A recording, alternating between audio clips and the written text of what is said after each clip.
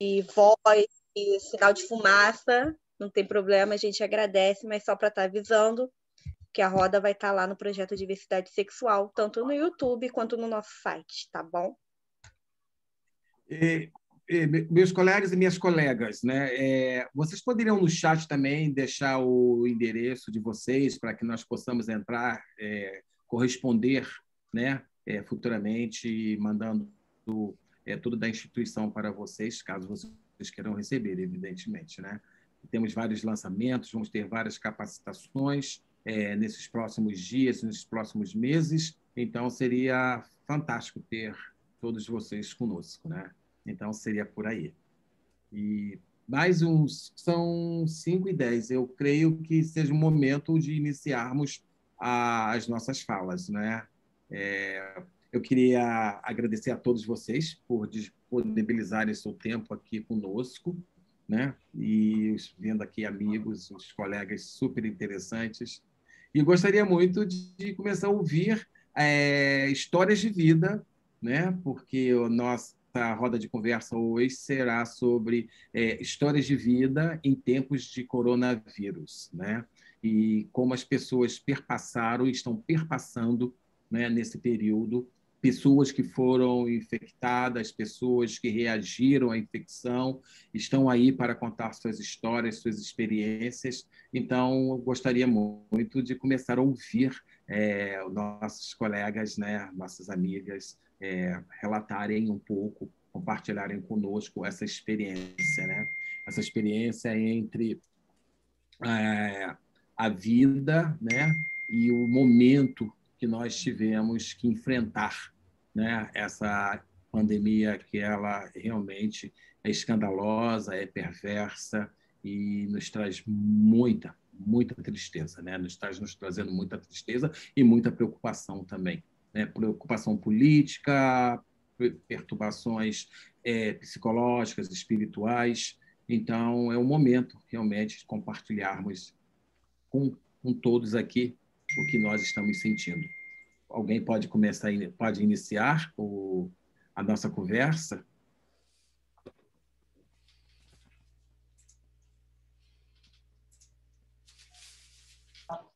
Oi, Vavá. Boa tarde a todos. Vou iniciar que eu não vou poder ficar tanto tempo aqui na reunião, infelizmente. Está todo mundo ouvindo? Eu estou ouvindo. Sim. Estamos sim. Ok. Então, Vavá tinha falado para dar um testemunho aí de como foi, né, como está sendo, na verdade, esse período. Eu volto um pouquinho ano passado, no início da pandemia. Eu sou casado, meu companheiro ele é médico, né? Então tá trabalhando também na linha de frente. E daí para mim foi muito eu sofri um pouco com isso porque por ficar muito preocupado, né? Por conta dele estar lá na linha de frente e depois chegar em casa e eu ser de grupo de risco e aí o medo, né, dele estar dentro de casa, tudo e trazer para dentro de casa. Só que acabou que logo no início da pandemia, em maio, ele foi infectado, né, pelo Covid. E aí o protocolo tinha qualquer sintoma, a gente tinha que isolar. Nós isolamos pelo menos 2 vezes. A primeira vez era só mesmo um resfriado, a segunda vez realmente era Covid por sintomas mais característicos de falta de paladar, de olfato e tal. Só que aí eu fiquei pirado, pirei e fiquei enlouquecido. E em maio do ano passado, os resultados demoravam muito para sair, né? Então a gente ficou isolado e nós dois fizemos o exame e demorou 12 dias, 11 ou 12 dias para sair o resultado do PCR e no final das contas saiu o meu positivo dele negativo. Mas a gente acredita que não tenha pego, talvez, do dele, por ele já estar num período da infecção que já não pegava mais o PCR. Mas eu acabei tendo só dores de cabeça e mais perturbação mesmo por ter ficado muito preocupado. Todo dia a gente, enfim, fazia aferição dos sinais vitais, saturação e tal. Aí tá, aí nesse ano fomos vivendo e aí um ano depois, né, agora na verdade em março, a gente teve uma experiência um pouco mais pesada dentro da família, foi com a minha mãe, que ela acabou ficando doente E aí foi num período que não tinha mais leito em hospital, e cada dia ela apresentava mais sintomas e mais cansaço e mais prostração, né? Até que um dia a gente deixou lá com ela um aparelhinho, o oxímetro para medir a saturação, e aí até que um dia ela foi lá para o hospital, porque a saturação dela já começou o dia já com 88, 87, 89, mas não estabilizava acima de 90, e o ideal é 95, na verdade, né? E aí ela foi lá, o médico colocou ela no oxigênio, hospital particular, plano de saúde, colocou ela no oxigênio e falou assim: você vai ter que melhorar, porque a gente não tem vaga. E na mesma sala tinham pessoas sentadas há mais de 24 horas, esperando leito para poder ficar no oxigênio, na oxigenoterapia. E ele falou: olha, você vai ter que melhorar. Aí botou um fluxo de oxigênio altíssimo, ela estava saturando 99, mandou ela para casa, assim, horas lá, sem tomar uma água, sem nada. Quando ela chegou em casa, ela chegou passando mal. Já estava passando mal. E aí eu fiquei enlouquecido, desesperado, e o meu companheiro saiu do plantão, foi lá vê-la. A saturação melhorou um pouco, foi para 93, mas ela começou a ficar sem conseguir formular muitas, sabe, frases, com dificuldade, com confusão mental. Só que aí, nesse momento, eu comecei a agir, a pensar. Falei, deixa eu pensar. Foi na Sexta-feira Santa, feriado. Deixa eu tentar ligar para lugares para conseguir cilindro de oxigênio, para, se for o caso, a gente fazer essa terapia dentro de casa. E aí, por sorte, estava com falta, e um dos lugares falou assim: liga para mim amanhã, 8 horas da manhã. Foi quando eu liguei 8 horas da manhã no sábado. Ele falou: consigo levar lá para você. O oxigênio chegou. Ela teve uma crise de falta de ar. Ela falou que ela tentava respirar e parecia que estava se afogando. Aí minha irmã colocou ela no oxigênio correndo, e o Anderson, meu companheiro, foi para lá para poder ajustar tudo, né? Só que assim, foi um pouco arriscado, ela deveria ir para o hospital, a gente resolveu fazer isso e ele controlou, ela estava bem, mantendo os sinais vitais, tudo, assim, né, dentro da medida do que se espera. E aí, só que no dia seguinte ele estava muito desidratado, a pressão foi baixando, baixando. A gente chamou o enfermeiro para ficar dentro de casa com ela por 3 dias. E ele tentou achar veia para poder hidratar tudo. Eu não sei o que aconteceu, acho que é uma força maior aí. A gente falou: olha, quer dizer, eu quando ia lá ia todo protegido, mas eu não entrava, né? O Anderson falou com ela: se você não conseguir hidratar muito, isso foi no domingo, até mais tarde a gente vai ter que internar. Você vai ter que ir, a gente vai ter que ir para lá. Ela, não, não, não, não, não. E ela conseguiu tirar força e começou a hidratar. A enfermeira dormiu lá no primeiro dia. No dia seguinte, ela já estava com a pressão mais alta, mas ela chegou a ter 7/5 de pressão, né? Muito baixo. E a pressão dela foi subindo, e aí, com muita hidratação, ela foi conseguindo comer tudo.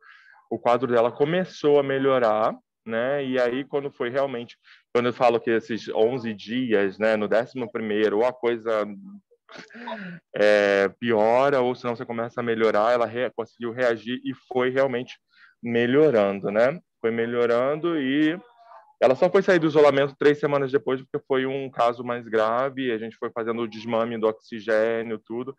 Quando ela conseguiu tirar o oxigênio, ela entrou com uma fisioterapia respiratória, e tudo fazendo dentro de casa, porque o plano de saúde, se esperasse o plano de saúde, acho que a experiência teria sido bem pior, né? Mas ela se recuperou bem, hoje tá super bem. Isso foi final de março, a gente está no final de maio, né? 2 meses depois, mas eu vou dizer que 1 mês e meio ela se recuperou bem.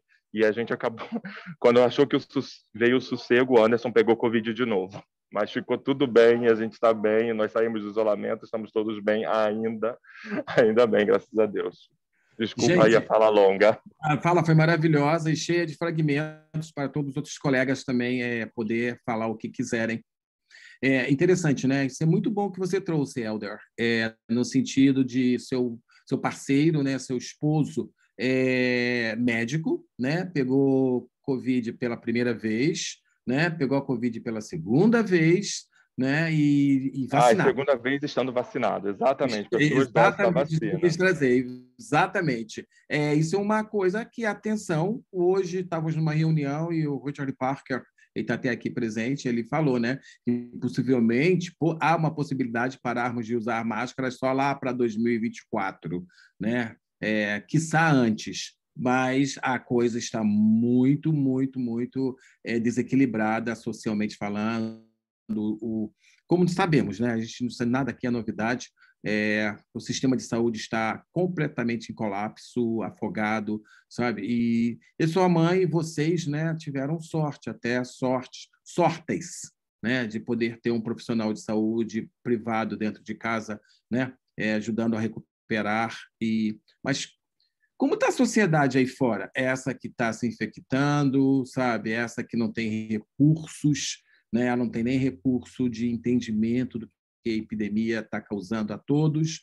Então, eu gostaria de ouvir mais as pessoas, realmente, sabe, sobre esse colapso, não só da saúde, o colapso dos profissionais da saúde, o colapso social, né? Esse coletivo desvairado, sem máscara, aglomerado. Então, acho que é muito bom a gente ouvir o que as pessoas têm como experiência. A sua experiência foi fantástica, no sentido de você ter falado que quase todos os membros da sua família, né? Família, pessoas que você ama, muito próximas de você, né? Tiveram que perpassar por esse momento tão triste. Quem gostaria de falar, por favor? Alô, gente? Liguem os microfones. Acho que eu posso falar, Vavá, só para dar Ótimo. um feedback rapidinho. Diferente do Helder, teve essa situação muito drástica. A minha família toda também pegou, né, Covid. Eu sempre fui, apesar da minha mãe ser casada, ela tá separada, eu sempre fui criada desde pequenininha pela minha mãe e pelas minhas 5 tias e meu tio, né? Então a gente mora todo mundo numa vila, né, bem Zona Norte mesmo, bem carioca, família todo mundo um do lado do outro. E assim, no início da pandemia tava todo mundo muito louco, porque a gente fica maluco, fica com medo.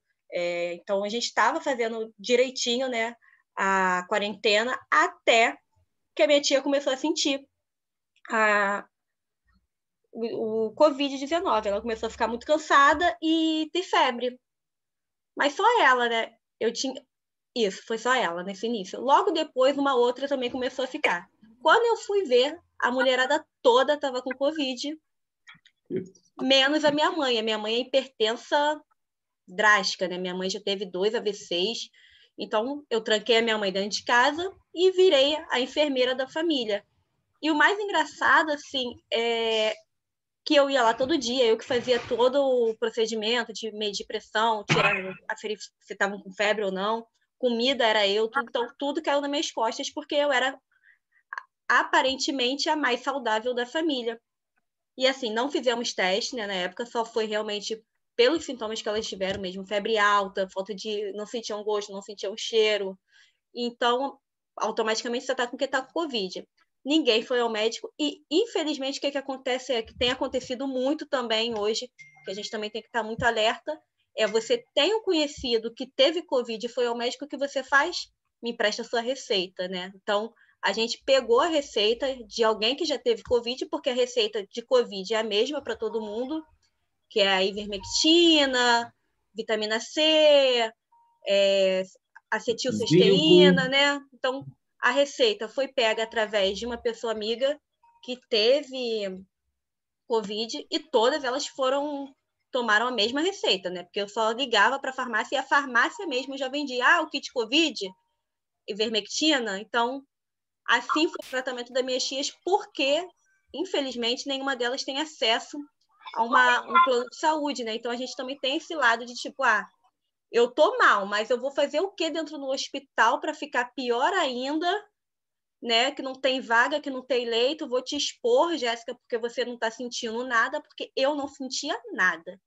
né? Eu não sentia nada. E assim a gente foi lidando, graças a Deus, consegui recuperar todas elas. E depois disso, eu resolvi fazer o teste, né? Para poder saber se eu tinha pego ou não. Eu falei, pô, não é possível, tá todo mundo doente dentro dessa casa e eu sou a cura do Covid? Vão ter que me levar para Fiocruz para ver o que eu tenho. E eu também estava com Covid, só que eu era sintomática, eu não tive sintoma nenhum. E dentro de casa com a minha mãe, que também não teve sintoma nenhum, e provavelmente ela também ficou assintomática. Então, acho que é um alerta também que a gente tem que ter, né, da população mais pobre, que pega o Covid, sente os sintomas, não procura um médico por medo de sair de lá pior, por medo de não ter um bom tratamento. A gente só vai mesmo quando já está quase lá encontrando São Pedro, encontrando a morte, infelizmente. E a gente se utiliza desses meios de amizade, entre aspas, para poder estar pegando uma receita médica do que é o chamado kit pós-Covid, né, que a gente toma, para poder tentar amenizar os sintomas sem informação nenhuma. E, infelizmente, foi o que aconteceu comigo. Graças a Deus deu certo. Ô, Jéssica, a sua história e da sua família não está isolada, né? Temos escutado muitas histórias, tem chegado de amigos pessoas até esclarecidas de uma certa forma, que não têm recorrido a médicos e sim a se automedicando através dessa troca de receituário de alguém que já teve, a mãe que teve, a avó que teve, e alguns não conseguiram resistir, né? Vieram a óbito, né? E outros conseguiram sobreviver e continuam assim mesmo, sabe? Não sabe se estão assintomáticos, são assintomáticos, não sabe se tem Covid, né? E estão vivendo em meio de outras pessoas, e a pauperização ajuda realmente a proliferação dessa doença, né? Juan Carlos, você levantou o dedo. Sim, porque eu queria aproveitar o gancho da Jéssica, que falou da ivermectina, que entra dentro do chamado kit para impedir a infecção ou impedir o avanço da doença. E eu queria um pouco falar em nome da Bia, que a Bia não acredita, isso está em todo lugar. E é bom que falemos aqui que nem a ivermectina, nem a cloroquina, nem a citromicina colocada fora de momento são medicamentos que previnem a infecção pelo Covid. E isso acontece muito, estamos vendo muitos profissionais que ainda hoje continuam prescrevendo isso, e isso é inadequado. Isso pode ser realmente não o vírus, o Covid, provocar a morte, senão você vir a óbito, por exemplo, produto de um efeito colateral da cloroquina, que não cura a Covid, mas se causa problemas a nível cardíaco, etc. e tal. Então, outra experiência muito bem colocada pela Jéssica é isso. Bom, muitas pessoas estão com sintomas leves e não passa nada, realmente não passa nada, não avança. Mas é importante que se de um dia para outro se sente um agravamento de qualquer sintoma, principalmente na via respiratória, deve se fazer o teste. Existe um sintoma que não é um sintoma, é um sinal que é a nível de laboratório, que é um marcador com relação à coagulação, que muitas pessoas estão assintomáticas, esse indicador está muito alto e a pessoa pode vir a ter, por exemplo, um tromboembolismo por um problema de transtorno de coagulação. Então, mesmo estando sintomático, é bom se cuidar, pedir os exames, acudir a médico, fazer um check-up na medida do possível e exigir, porque isso é um direito. É um direito que todos temos, e isso é o que não está acontecendo no nosso país. É um pouco o que você estava estimulando, Wagner. Falar a lo que não temos e deveríamos ter para fazer o acompanhamento adequado da infecção, seja assintomática, ou seja, sem sintomas aparentes, mas sim talvez interno, e que não acontece, nem está acontecendo no país. Porque acesso a teste PCR, nem pensar, é muito pouco. E os outros sabem que estão manejados. É isso aí. Estou por aqui. Helder. Oi, eu queria só fazer um adendo também, aproveitando esse gancho das receitas, tudo, né? Quando a minha mãe ela começou, né, com os sintomas, ela estava achando que era a rinite, sinusite, que a gente sempre tem. Só que aí eu percebi que ela estava piorando e muita frustração. Eu falei, mãe, vai para o médico. E aí ela foi, só que aí fez a princípio foi na clínica da família, onde ela fez o teste PCR, mas o PCR não saiu na hora. E aí continuou, né, tomando a dipirona para febre e tal.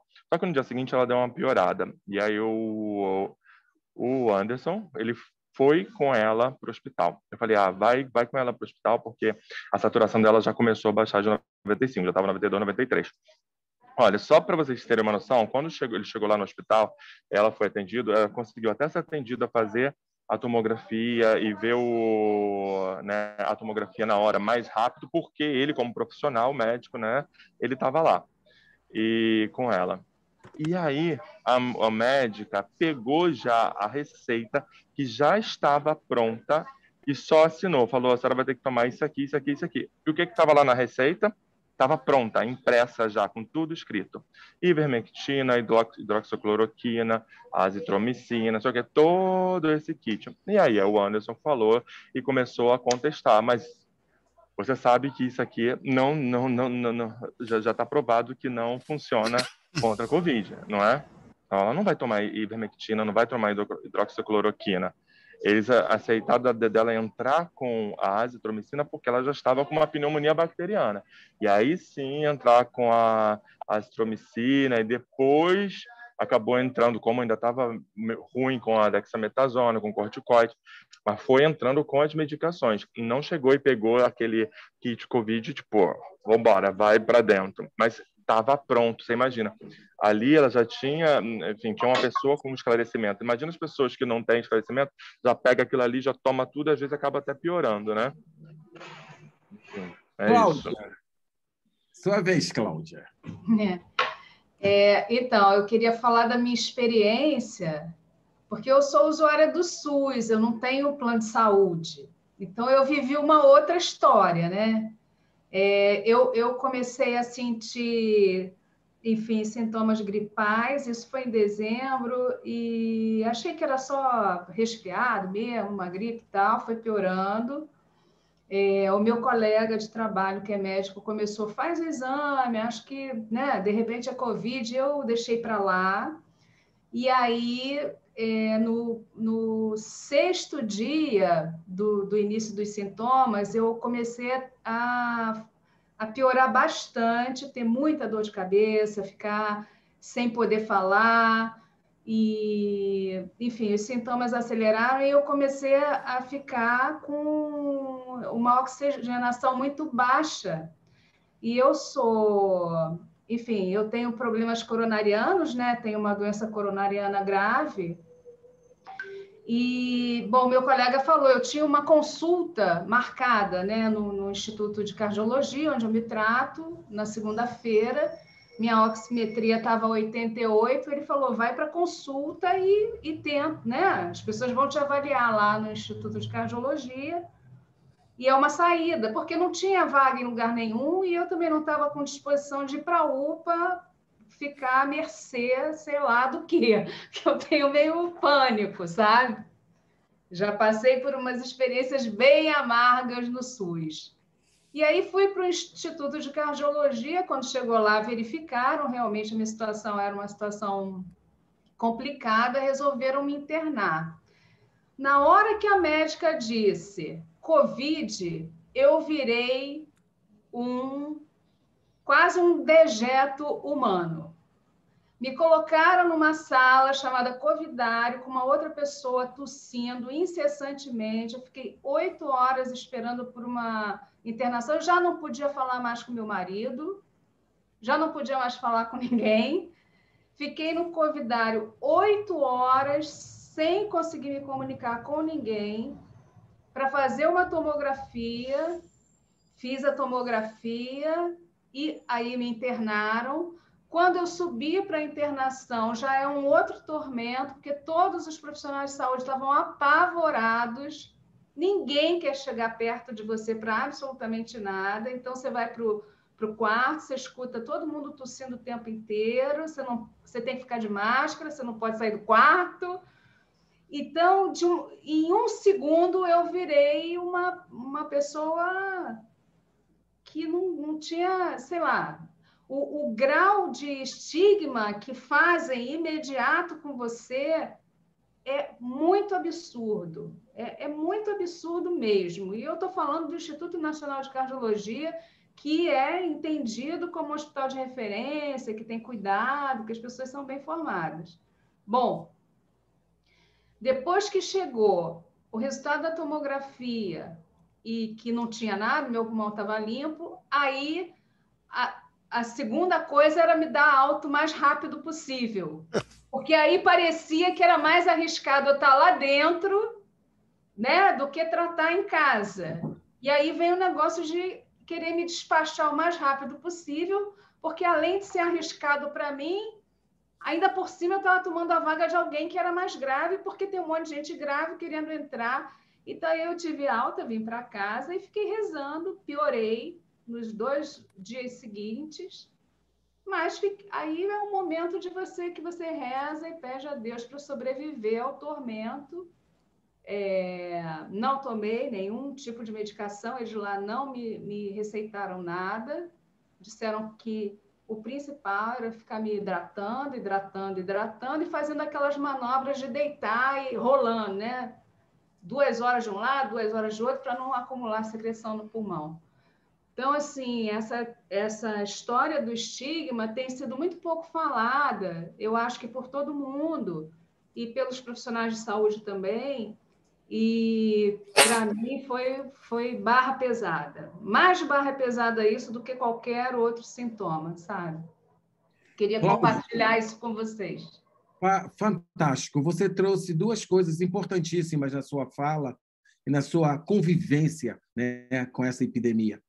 Foi o estigma e a discriminação, né? O mesmo que foi usado, né, de uma maneira extremamente perversa, e é usada de maneira perversa, nos dias de hoje, foi usada no início da epidemia do HIV e AIDS, né? O estigma e a discriminação. Quando a epidemia começou de Covid, eu sempre falei com as pessoas que o estigma e a discriminação ia retornar de uma forma impressionante.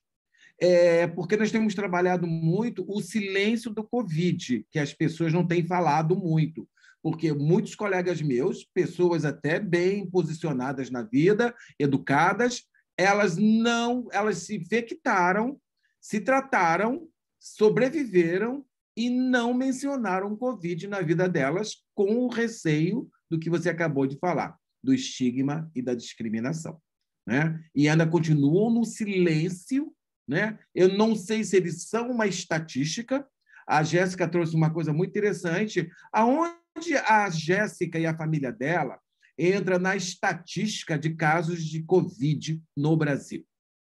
Se você não vai ao médico, se você não faz um prontuário, se você não tem um nome selado dentro de um diário da epidemia, né? Porque a epidemia tem um diário, ela tem né? Ela tem até uma enciclopédia, né? Então, quantos, na verdade, no Brasil, isso é um questionamento aqui para todos os nossos colegas, que estão infectados, já tiveram Covid, vieram a óbito nesses Brasis afora aí, entende? E não foram diagnosticados e não são catalogados, né?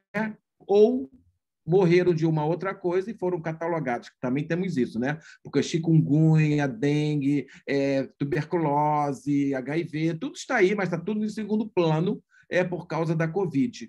Então, fica aí um questionamento muito interessante, esse que você trouxe, principalmente do estigma e da discriminação, né? Isso acompanha historicamente a todas as doenças, a todas as epidemias, tudo que nós temos estudado, tuberculose, HIV e AIDS, né? A hanseníase, né? E agora a Covid. A Covid realmente ela despertou, né, a ira da discriminação e do estigma também. Sandra, por favor.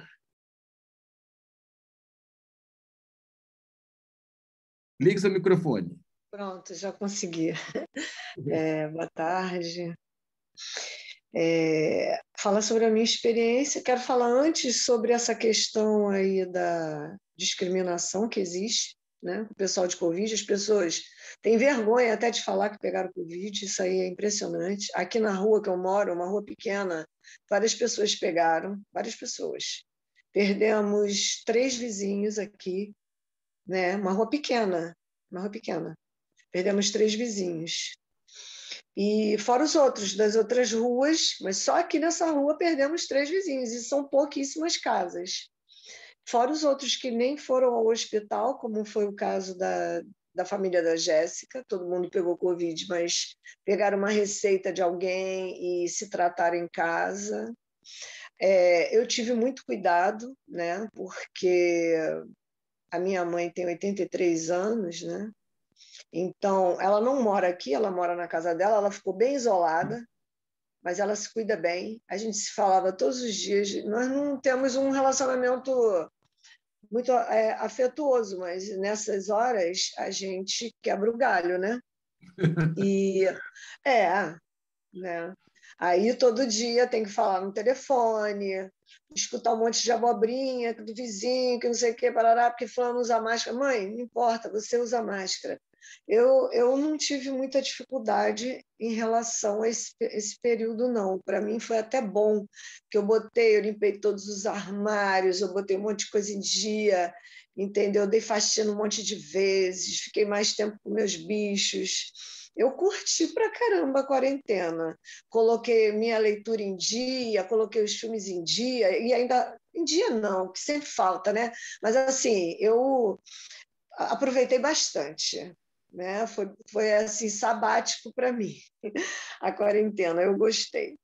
E o Pedrinho, né, meu neto, que está com 16 anos, também entrou na mesma vibe que eu, aproveitou bastante, a gente riu pra caramba, fizemos muitas coisas em casa, né, juntos, e ele adora plantas, aí plantou um monte de coisa, colheu, fez receitas, enfim.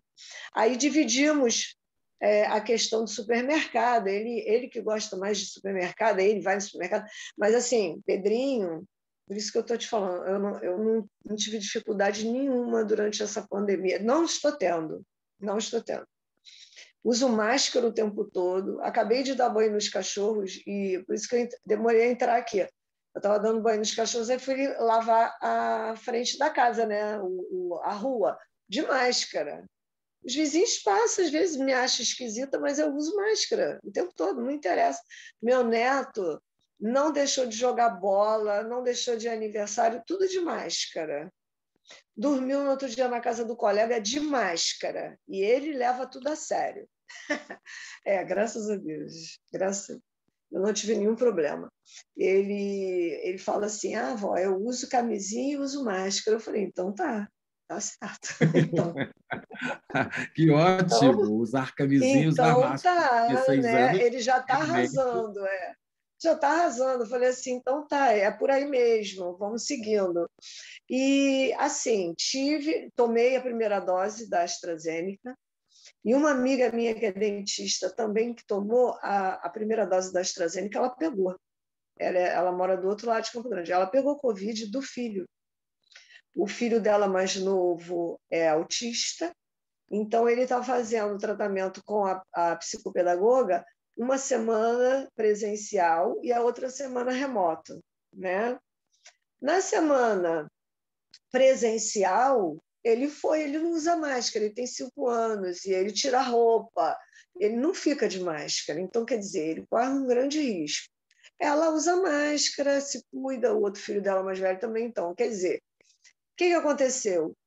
Ele foi numa terça-feira para psicopedagoga, para terapia, a psicopedagoga estava com Covid, ela estava no ambiente sem máscara. Quando ele chegou, ela colocou a máscara. Ou seja, o ambiente estava contaminado. O garotinho pegou Covid, passou para a mãe, passou para todo mundo, passou para a avó.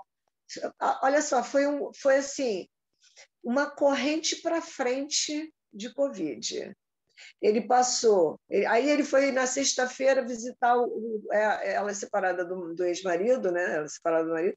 Aí ele foi visitar o pai pegou, a avó pegou, o irmão dele pegou, a mãe pegou, todo mundo ficou tranquilo. Mas essa minha amiga, que já tinha tomado a primeira dose da vacina, ela teve sintomas médios.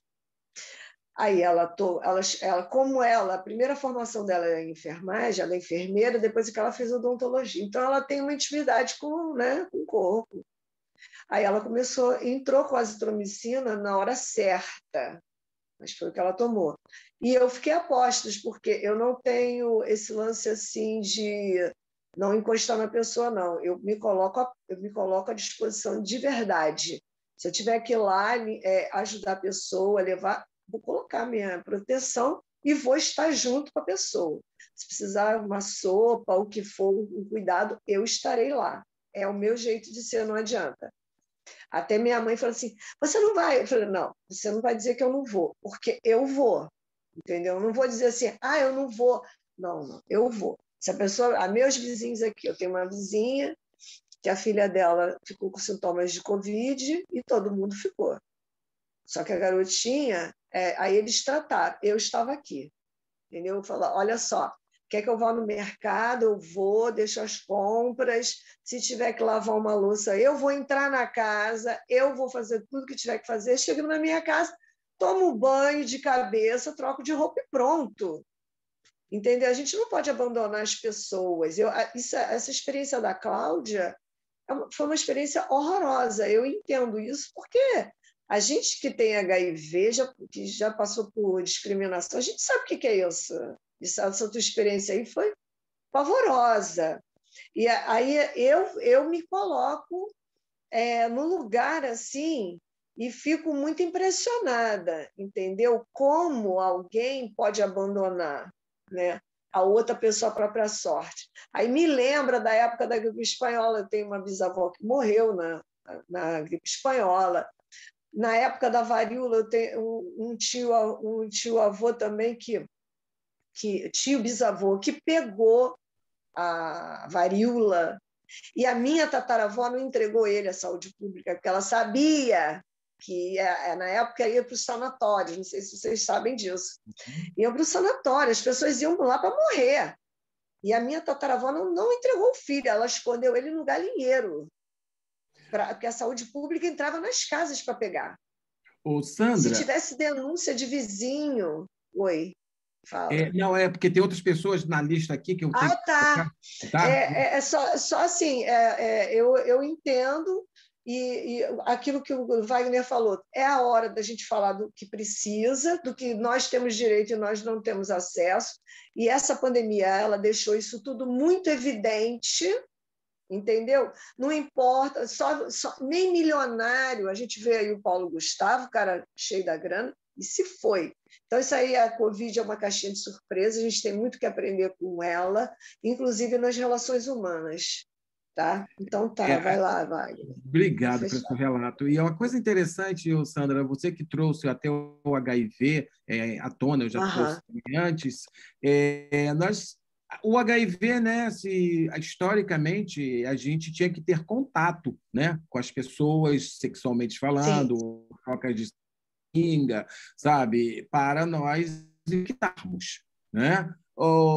A coronavírus, não, a coronavírus é uma bailarina que ela perambula entre todos os espaços, e nesses espaços é que as pessoas, aonde são afetadas, né, não pode, desde líderes, né, líderes mundiais até as pessoas mais simplórias dentro desse sistema. Dentro da história do nosso país, né, temos um grande amigo meu aqui, o André Feijó, que poderia, dentro da história das epidemias, né, ele poderia falar muito melhor do que a gente aqui, eu principalmente, né, mas temos a história também da popularização, né?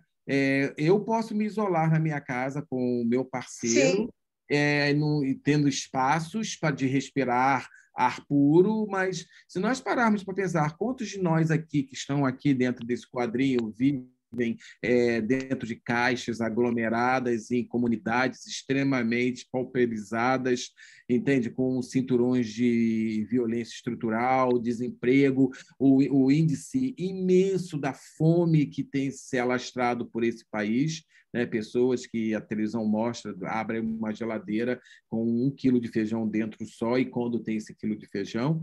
Então, a gente tem que pensar a epidemia não só como uma epidemia, né? Quem tem dinheiro para ir até a farmácia comprar esse kit COVID, né? Quem pode se alimentar com zinco, com todas as coisas que você precisa para manter o seu estado físico, né, elevado.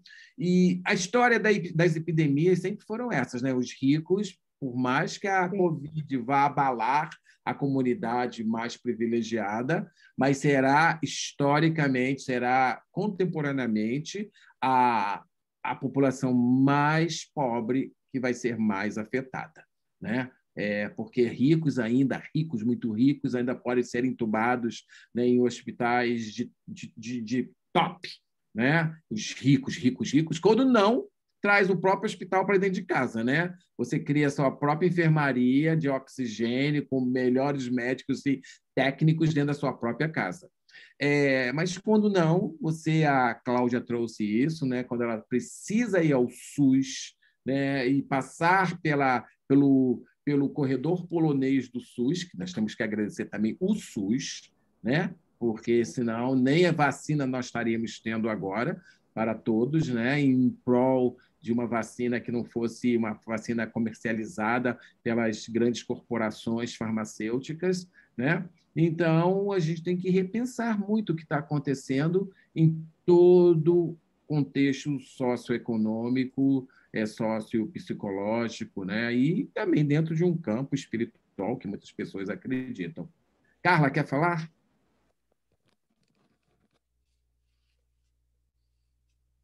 Carla? O André está com a mãozinha levantada também. Isso, é o André. É o André, né? Eu vi primeiro você. Desculpa, André, você. Liga o microfone. Boa tarde a todos aí. Eu gosto de escutar isso aqui, essas reuniões da Bia, porque eu sempre aprendo. Apesar de eu já estar de cabelo branco, já estar aposentado e tudo, eu acho que isso é o que nos torna... isso é o que nos faz crescer e estar socialmente inserido nas questões. Então, assim, eu sempre escuto muito aqui e aprendo muito. Por isso, eu até, sempre que eu posso, eu faço questão de estar presente aqui. Eu faço parte, eu sou médico, eu sou aposentado, quer dizer, quando começou a pandemia, eu estava já aguardando a aposentadoria ser publicada, demorou, mas eu estava aguardando. Então, e como eu já tinha mais de 60 anos, né, que eu tenho mais de 60 anos, pelo Estado eu fiquei em casa, sem trabalhar. Eu não trabalhava no atendimento da população diretamente. Então, assim, eu posso dizer que eu tive um certo, eu não gosto de dizer a palavra privilégio, mas não deixa de ser. Eu já vacinei 2 vezes, as 2 doses, porque, como médico acima de 60 anos, eu pude vacinar desde o início. Eu acho que a gente viu muitas coisas aqui, ouvi muitas coisas interessantes, e algumas que a gente já achou que já tinha, quer dizer, como a gente fica mais distante de alguns movimentos na base, que acontece no dia a dia da cidade, da vida das pessoas. Então, por exemplo, eu tenho um amigo mais novo do que eu, que é um motorista de táxi, que ele teve Covid no ano passado. E essa descrição do kit Covid, aqui algumas pessoas iam ao posto de saúde ou unidade de saúde e tinha a coisa impressa. Ele, no caso, ele foi à farmácia e o farmacêutico deu-lhe a ivermectina. Acho que não foi ivermectina, foi a Anitta que ele tomou, na verdade, porque teve uma época que a Anitta também estava, deu a azitromicina, só não deu a hidroxicloroquina, não sei porquê, mas não deu.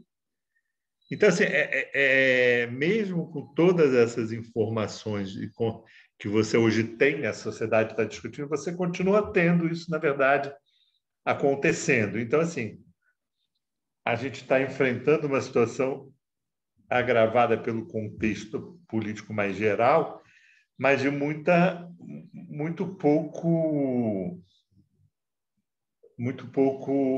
científico, né? As pessoas tentam. Uma coisa também que eu acho interessante de observar é que eu acho que o Wagner falou que o Richard disse que vai se usar máscara até 2024. Eu acho que a minha avaliação, tá? É que o uso de máscara vai ficar, em algumas situações, para sempre. Se você vai à China, ao Japão, você vê as pessoas usam máscara. Antes da pandemia, as pessoas usam normalmente a máscara pela poluição, seja pelo... Uma coisa que foi observada é que o uso da máscara no ano passado, isso foi um estudo do ano passado, não estou dizendo que esse ano ainda não vi nada nesse sentido, diminuiu muito o número de casos de gripes e doenças pulmonares. Por quê? Porque é essa forma de transmissão. Então, independente de qualquer coisa, quer dizer, não é só pela pandemia que a gente vai ficar usando máscara, a gente vai ficar usando máscara, a meu ver, por mais tempo, talvez até para sempre, porque as doenças respiratórias, esse é o grande meio de transmissão. Eu sei que é difícil, eu me acostumei, eu também estou usando 2 máscaras quando eu vou. Todo dia eu tive que ir ao cartório resolver um problema meu, lá no centro da cidade, eu fui com 2 máscaras, porque o cartório... Então, assim, é isso. Eu sou meio neurótico. Wagner me conhece bem, sabe que eu acabo exagerando, mas é isso. Eu tive amigos na minha família a gente não teve casos, felizmente, até hoje.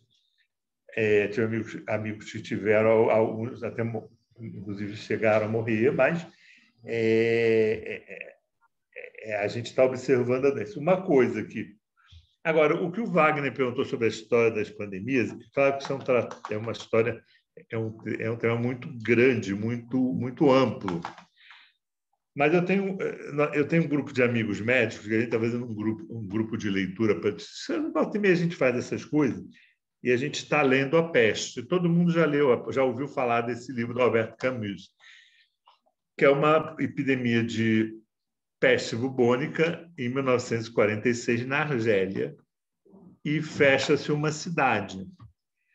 Então, a grande observação que eu faço é que não é a pandemia do coronavírus que mostrou esse lado do ser humano mais... É assim o tempo todo. Quer dizer, você tem os atores sociais desempenham os mesmos papéis. Lá tinha um padre que fazia o mesmo que as igrejas fazem hoje. A prefeitura tentando salvar a economia da cidade. Então, assim, é mais amplo do que Então, assim, eu acho importante a gente refletir e pensar sobre as coisas que a gente ouve e as coisas que a gente lê. Então, é isso. Quer dizer, acho que essa pandemia ela deve dar uma arrefecida agora para o final do ano pelo comportamento do vírus. Essa nova tal da terceira onda está aparecendo. Os primeiros dados, isso não é absoluto e nem quer dizer que vai ser assim até para sempre. Está aumentando o número de casos, mas a letalidade está diminuindo. O que isso significa? Não sei. Ninguém pode dizer hoje, mas são dados a observar na questão do comportamento da epidemia. Agora, resta saber o que a gente vai aprender dessa pandemia para mudar o nosso comportamento, nossos hábitos. Então, é isso. O grande desafio para mim é o que virá depois, porque quer dizer, não é um grande desafio, é a grande incógnita, porque pode acontecer de tudo, inclusive você voltar a a radicalizar as posturas individualistas anteriores. Então, eu acho que é isso. André, foi muito bom que você trouxe, todos vocês, tudo que vocês trouxeram aqui, né? E uma coisa que eu queria só acrescentar é sobre a construção da disciplina, né, dentro de uma sociedade indisciplinada. Porque o uso da máscara, se você vai a um país como a China, como você vai ao Japão, que nós viajamos, você viajou, nós estivemos nesses locais e sabemos como a sociedade é construída desde dentro da sua casa, sabe? Por causa da poluição, pelas próprias poluições criadas pelos seus próprios donos desses países, né? Então, o Brasil não. O Brasil tem uma grande característica, né, da indisciplina, né? Possivelmente, isso é uma coisa muito wagneriana que eu estou falando aqui. Possivelmente a máscara não será nem um adendo futuro, até porque será associada a uma peste, entende? E não é uma proteção do meio ambiente, por causa da poluição, por causa da gripe, da tuberculose. Vocês estão em aglomerados, porque hoje, se você entra dentro do trem da Central do Brasil, no Rio de Janeiro, né? Ou se você entra num ônibus pela manhã ou à tarde, agora, nesse exato momento, as pessoas retornando para casa, você vai encontrar dentro do ônibus 50% a 70% de pessoas sem máscaras, entende? Em plena história da epidemia. Então, Sandra, um minutinho aí, Carla, depois você, tá? Então, a coisa a gente vai ter que reestudar, sabe, o comportamento das pessoas, né? Porque em plena epidemia, quase 500 mil pessoas mortas, né? Vieram a óbito, né? Porque os 450 e poucos que nós temos são os números oficiais, né? E nós acabamos ainda de falar, ainda há pouco, desses números, né, de pessoas que não estão catalogadas dentro da epidemia. A Cláudia fez um relato aqui no chat dos 3 filhos, está me entendendo? Então, nós temos que aprender, vamos ter que reaprender, sabe, que essa epidemia é diferente. E tem também a epidemia desses líderes religiosos, desses formadores de opiniões, sabe, que é o contramão da epidemia. Então, sabe, não use máscara, sabe, isso é uma gripezinha, sabe, não tome vacina, sabe. E eu tenho colegas meus que não tomaram vacina e tiveram a oportunidade de tomar a vacina. Então, estamos nesse nível, sabe, nesse nível do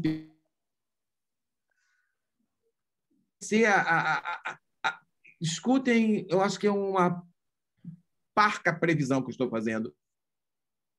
Um dia no Brasil é um sinônimo, sabe, de altíssima rejeição. Carla. Olá, pessoal. Boa noite já, né? Passou dia 18. Então, eu não fui infectada com Covid, mas, assim, muitos parentes tiveram Covid. Eu tenho medo de pegar Covid, meu marido trabalha presencialmente, eu faço fisioterapia 3 vezes por semana, então eu vou para um local fechado com um número razoável de pessoas, então o medo sempre ronda a minha mente, né? Enfim, o medo do meu marido também pegar, porque ele tem algumas complicações de saúde. Mas, assim, o que eu vejo de pessoas se automedicando, eu não sei, eu acho que esses medicamentos do kit Covid tinha que ter alguma regulamentação do governo para as pessoas não terem um fácil acesso, assim, de se automedicarem. Pessoas com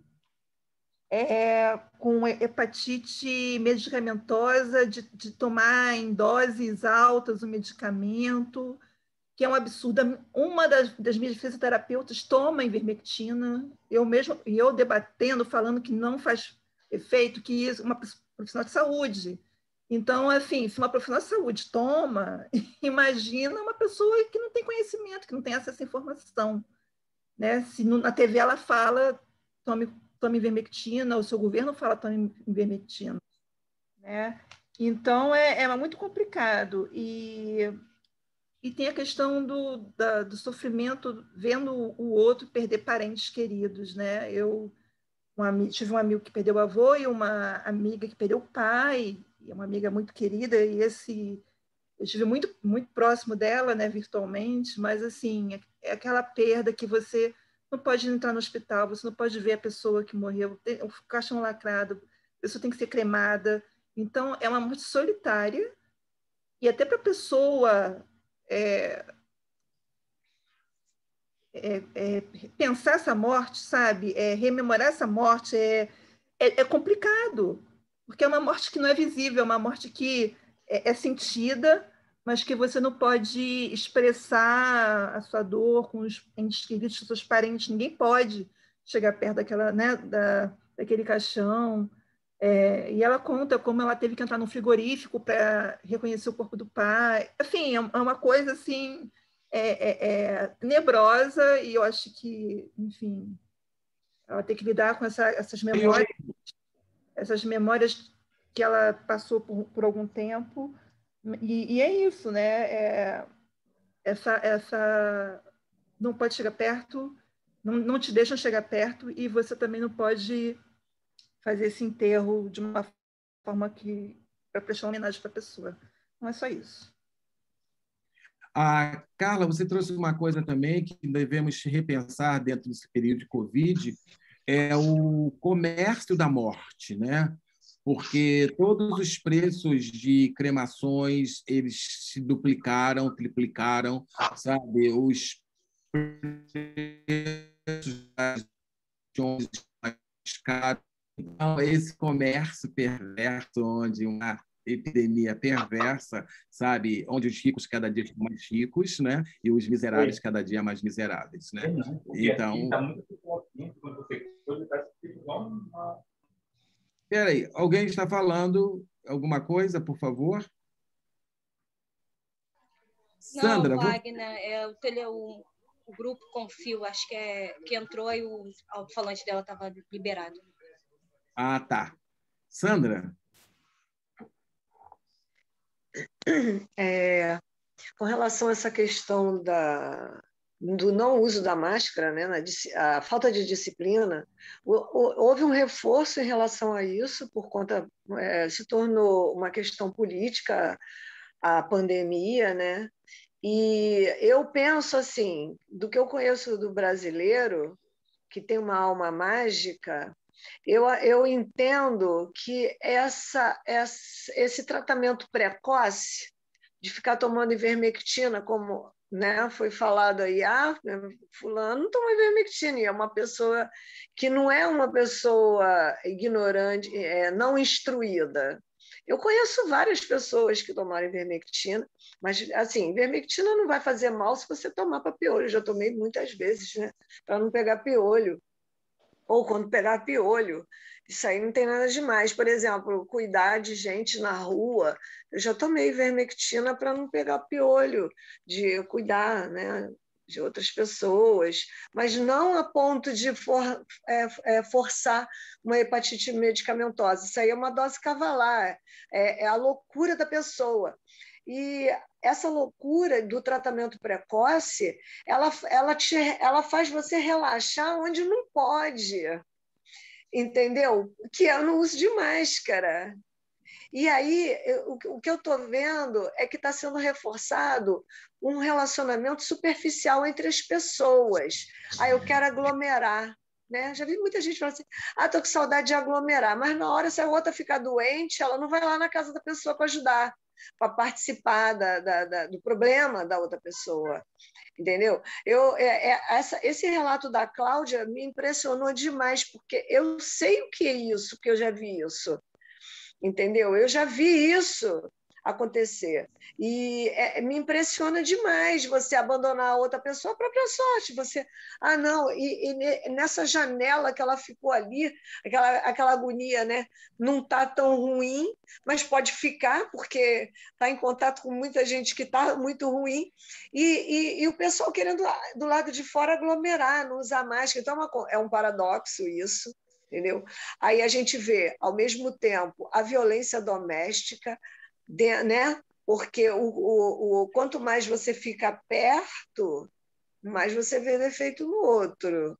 e mais você não suporta o outro. E as coisas vão se acumulando. A violência doméstica se multiplicou em relação a casal e em relação também a pais e filhos, né? Se intensificou demais. Aí a gente vê, né? Eu quero que volte logo para a escola, mas não pensando no filho ir para a escola de uma forma saudável. Não, eu quero me livrar. Essa criança chata, entendeu? Porque as crianças em casa não dão trabalho, elas exigem uma energia que muitas vezes os adultos não têm para dar. Então, aquele espaço da criança na escola, do adolescente na escola, como é que vai conviver com isso? Entendeu? Então, o que eu vejo que essa pandemia evidenciou, entre nós, pelo menos, eu vou falar dos brasileiros, porque eu conheço brasileiro, eu não conheço o português em Portugal, eu estou falando do meu país e das pessoas com quem eu convivo. Eu sei que o problema é mundial, as relações humanas são, mas eu vou falar do que eu vejo aqui. O brasileiro ele precisa tocar o outro, nós precisamos da relação olho no olho, beijar, abraçar. A gente discute com caixa eletrônico, né? Nós somos assim. Nós temos problemas, nós precisamos do caixa humano. Quando eu cheguei assim, não tem como comprar o bilhete, agora eu tenho que comprar na máquina, que é isso? Que sacanagem é essa? Cadê as pessoas? A gente sente falta do outro. Mas, ao mesmo tempo, a gente tem que repensar que a relação entre as pessoas, a relação humana dos brasileiros, ela está ficando muito superficial. O brasileiro é solidário. Até onde?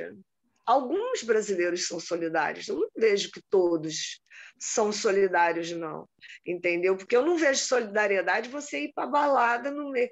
Eu não consigo fazer festa nesses tempos. Eu falei, né? Não me incomodou o isolamento social, não me incomoda. Eu fiquei de boa, estou de boa. Né? E isso não me incomoda, eu não tenho problema comigo mesmo, nem dentro da minha casa, mas eu conheço muitas pessoas que tiveram problema de eu ter que ficar de madrugada conversando com a pessoa, porque ela está hospitalizada, né? Eu tenho uma amiga, professora, que ela ficou no CTI vários dias, eu ficava de madrugada conversando com ela, porque eu acho que a Covid tira sono, não sei o que é, ou o medo de morrer, eu não sei. Eu tenho um outro amigo também que ficou na mesma situação, amigo da natação.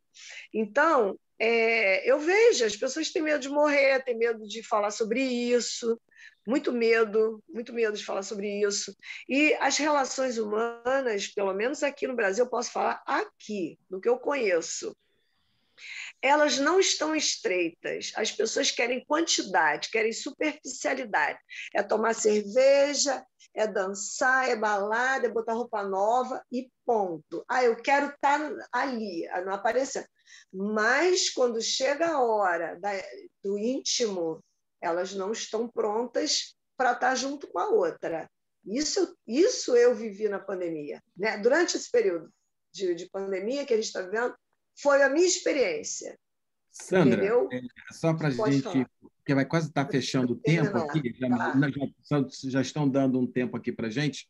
A solidariedade ela é uma construção.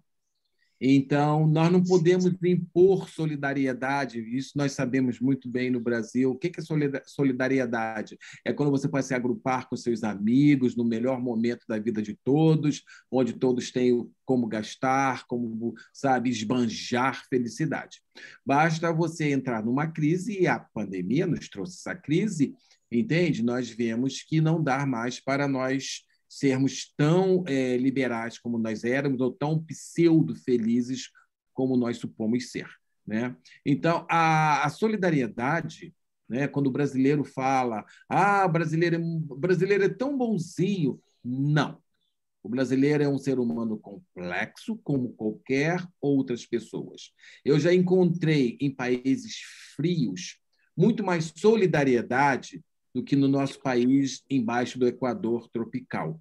Então, solidariedade, nesse tempo de epidemia, eu não tenho tempo agora para contar histórias sobre o início da epidemia do HIV e AIDS, quando nós dávamos banho nos nossos amigos e as pessoas não se aproximavam mais da gente, porque nós tocamos alguém vivendo com HIV e AIDS. Então, agora é a mesma coisa. Quem será que bateu na casa da Cláudia na hora que ela precisou? Ou na casa da Jéssica, que ficou como uma pessoa, sabe, se dividindo em 5, em 6 pessoas para cuidar de outras pessoas? Né? Esses grupos solidários que eu vejo são os médicos, são os enfermeiros, são as pessoas que limpam os hospitais, os banheiros dos hospitais, porque eu fico muito revoltado e quando eu vejo no telejornalismo, né, todo mundo agradecendo a médicos, que temos que agradecer, a enfermeiros, sabe, a técnicos, e esquecem de uma outra população que está lá dentro completamente exposta, que são os servidores do hospital. São as pessoas que fazem a faxina nos hospitais. São as pessoas que estão na frente da epidemia, lavando lençóis, esvaziando as latas de lixo, sabe, estando diretamente envolvidas com o vírus do Covid. Então, solidariedade, ela pode ser assim, mas eu trabalho dentro de um hospital, as pessoas trabalham, as pessoas têm que ter salários, as pessoas são pagas, algumas nem são pagas, nem estão sendo pagas nesse exato momento em alguns estados canalhas, né? Mas o brasileiro tem muitas falhas de moral, sim, sabe? Mas como toda regra tem exceções, quando você vê mutirões, sabe, de pessoas solidárias entregando alimentos a quem mais precisa, ou indo às ruas cortar cabelo da população de rua, sabe? Ou estendendo uma mão, como você falou, eu lavo a louça de uma amiga nossa, é isso que eu acho que o brasileiro vai ter que voltar a resgatar, que é uma coisa chamada solidariedade. Né? É uma coisa que está muito raro, está muito escasso, né? E vai piorar, porque com essa separação, né? Quem pode se aglomerar, quem não se aglomera, quem é um kamikaze e se aglomera, sabe? Quem vai a festas. Eu moro num bairro no estado do Rio de Janeiro, numa cidade litorânea, onde as festas faraônicas elas são constantes. E no final de semana eu percebo que os meus colegas muito próximos de mim estão em aniversários, estão em churrascos, estão em festas, sabe, sem máscara. Entende? Então, como trabalhar?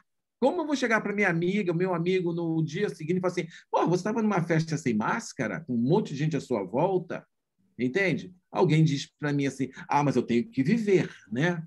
Então, a epidemia não parou o comportamento egoísta, autocentrado do brasileiro. O brasileiro é autocentrado, é egoísta, é pseudo-solidário, entende? Então, nós temos que rever tudo isso. Eu acho que é uma fala um pouco até temerosa, mas porque tem gente muito boa fazendo trabalhos de ponta maravilhosos. Nós conhecemos essas pessoas, alguns de nós conhecemos, né?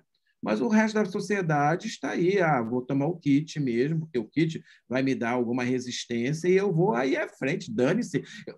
Aí você pensa numa coisa, gente, vamos pensar, se eu não tomo conta de mim e dos meus próximos, eu voltando para minha casa, para o meu filho, para o meu esposo, para minha esposa, eu vou tomar conta de você que está aí na tela? Não, não vou.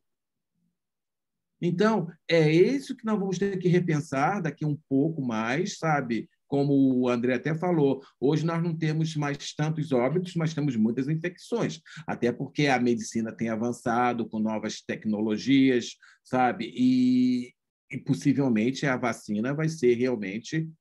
Não sei se vai ser essa geração de vacina que vai controlar essa epidemia. Possivelmente as novas vacinas controlará a epidemia, porque agora, escutando o relato da primeira pessoa aqui hoje, o Helder, dizendo que o médico, marido dele, vacinado, revacinado, contraiu novamente a corona. Então, temos que repensar, gente. Temos que repensar os finais de semana das pessoas, aonde elas vão à praia, aonde elas vão para o pagode, para o funk, aonde elas vão ao shopping, aonde elas sentam em restaurantes, né? E por quê? Quando, na verdade, nós deveríamos ainda estarmos restritos a espaços isolados. Fica aí o meu questionamento. Alguém quer falar mais alguma coisa? Então, Vavá, aproveitando essa fala, desde já também agradecer o pessoal, porque eu não vou falar mais. E isso que o Wagner está falando é bem, muita verdade mesmo. A gente cai nessa ilusão do falso remédio, né? De que um tomou, de que se o médico receitou para um, está receitando para todo mundo, serve para a gente. E, então, por isso, eu também já vou aproveitar, fazer uma parte do meu trabalho dentro da Bia hoje. A gente está com disseminação de materiais. Um rapaz aqui, acho que foi o Daniel, isso, Daniel Oliveira, ele é estudante de biomedicina, tá online aqui na nossa roda. Então, para todo mundo que ainda não teve contato com os materiais da Bia, tá? A gente segue distribuindo nossos materiais através de correio, a gente segue fazendo essa disseminação de conhecimento das nossas publicações, dos nossos livros, cartilhas, e além disso, a gente tem também o nosso kit Covid, entendeu? Só que o nosso kit Covid, ele é válido sim, porque é a bolsinha da Bia, o álcool gel e a nossa máscara, que também tem outros modelos. Então, quem quiser, tá? O pessoal que está aí, está ouvindo a gente, se vocês quiserem solicitar o kit também da Bia de Covid, vocês podem estar mandando um e-mail para mim, já deixei meu e-mail no chat, tá? jessimarinho@biaides.org.br, que a gente está distribuindo todo esse material no intuito de disseminar conhecimento, tá? E também de evitar esse contágio sombrio que a Covid está fazendo, que a gente está vendo uma nova onda, e só através realmente de cuidados básicos como o álcool gel e como a máscara a gente vai conseguir diminuir isso um pouquinho. Acho que o Jean quer falar. Eu vou pegar só o gancho, gente, o que a Jéssica falou, realmente, só o conhecimento para a gente combater a ignorância, né? A gente sabe que no Brasil tudo é muito politizado e no momento da pandemia, então, nem se fala, né? Assim, eu não tive, né? Não peguei Covid, mas meu companheiro também trabalha fora de casa, pega um ônibus cheio e tudo mais, então, enfim, né? De certa forma, eu fico exposto também. E, assim, mas eu já perdi um avô e 2 tias para Covid, então uma prima lutando agora, foi estubada ontem contra a Covid, já está internada na Tijuca, no hospital privado, os irmãos se juntaram para dar uma melhor comodidade para ela, porque no público estava muito complicado.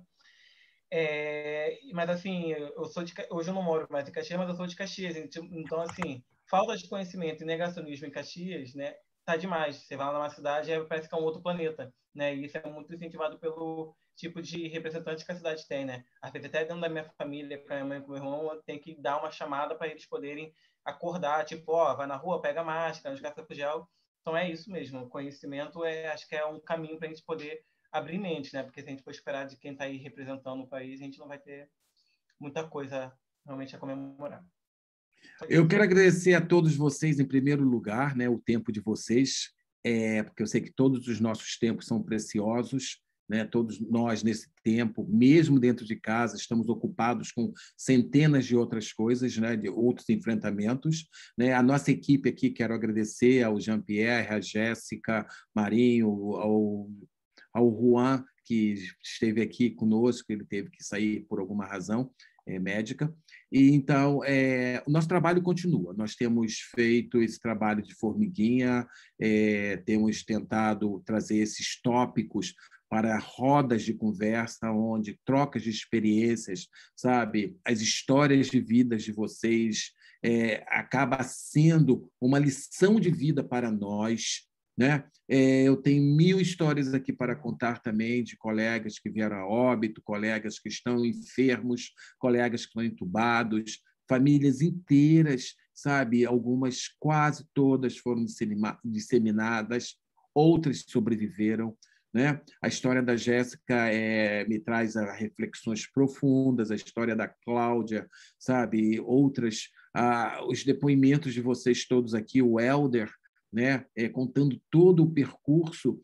Foi muito interessante que o percurso do Helder foi extremamente técnico, né? Ele conta a história da epidemia dentro de uma razão técnica, né? Como ele tratou do esposo, da mãe, sabe? Como ele teve que se autocuidar.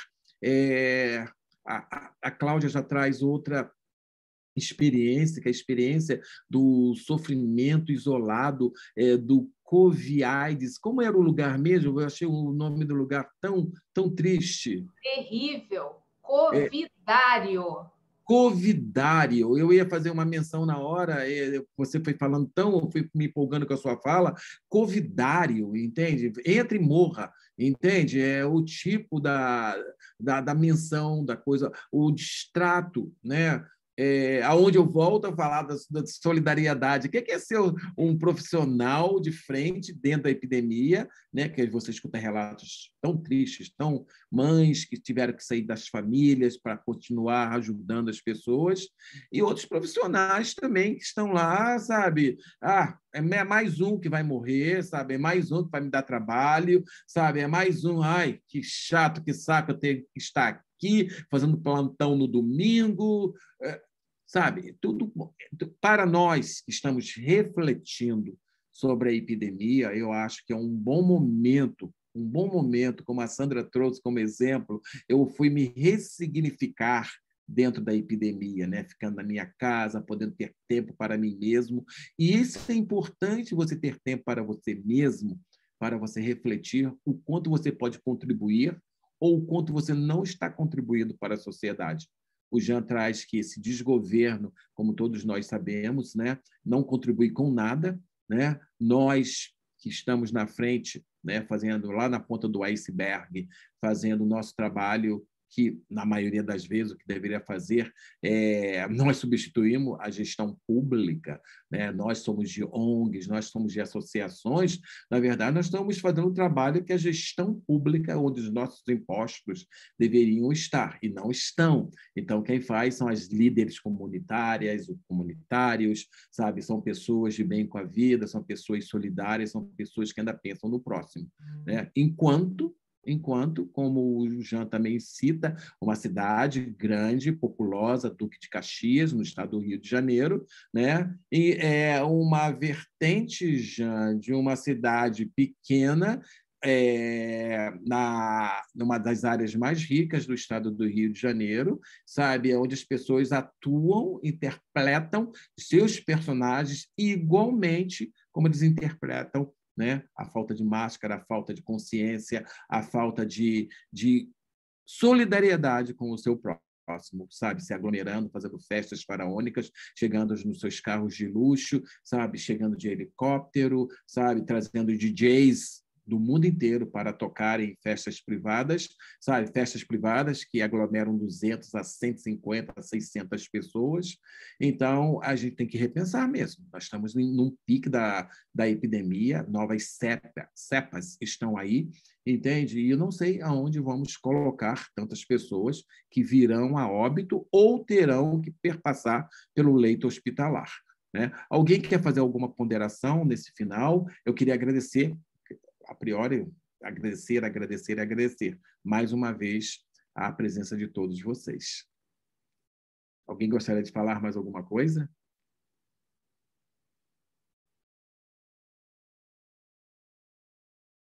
Sim ou não? Te amo, Wagner. Eu te amo também, minha filha. Você é uma diva aí no seu trabalho, no seu território. Eu te amo também. Te amo muito, Karen. Você é fantástica, né?